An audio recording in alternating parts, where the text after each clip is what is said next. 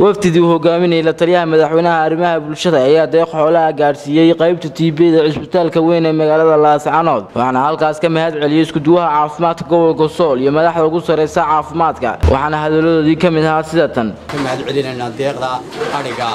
ee aad bisha Ramadaan Eid aad ku soo beegteen Eid farxad weyn bay u tahay dadka buka anaga lafteeda farxad weyn bay noo tahado xawmaan hayn Eid لكن ما شاء الله هدي لهي إذن كيد كسر جيبي هذه عاد بان مهد علينا ديق ده أرجع نقول جسين وأنا ديق دي كوبات هذا بيشنا رمضان وقاعدنا كل وقتكن نقول مهر جيسة تامر كان خراب أرجع هذا عند السيور بحنكود قبل كسول هذا عافمات هذه دوك في عيمات في عنا ومريا عن مهد علينا وزارة عافمات كي يسدوه هذا يوم مدحض عسبتالك سيدا في عن أي بلشة نقول أديجيان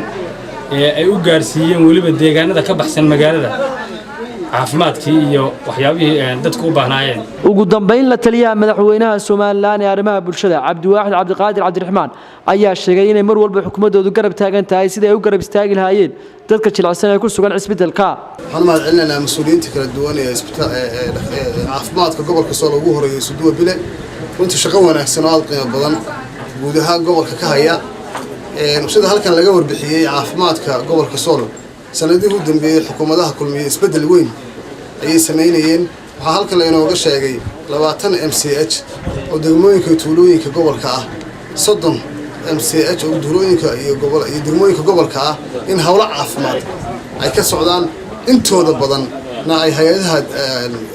gacanta ku hayaan halkaas oo shaqaale badan laga qoray guna filan la siiyo waxay taasi runtii laba arrimoodba waxay muujinaysaa in wax laga qabtay dhinaca caafimaadka iyo dhinaca shaqo abuurka dadka magaalooyinka iyo tuulooyinka ku noolaa iyagoo magaalooyinkoodii jooga in halkooda caafimaadka ku gaaro sidoo kale shaqo abuur loogu sameeyo aad iyo aad runtii qurux badan tahay shaqada wanaagsan ay mas'uuliyiinta caafimaadku hayaan xukuumaddan way ka go'an tahay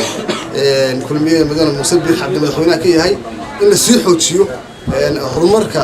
caafimaadka gobolka Sool isbitaalka qalabaynta ku soo socota dhismihiina way noo dhamaaday dhakhaatiirta wixii ka dhiman insha Allah ta'ala waxaan rajaynaynaa wasaaradda caafimaadka iyo idinkoo iskaashanaya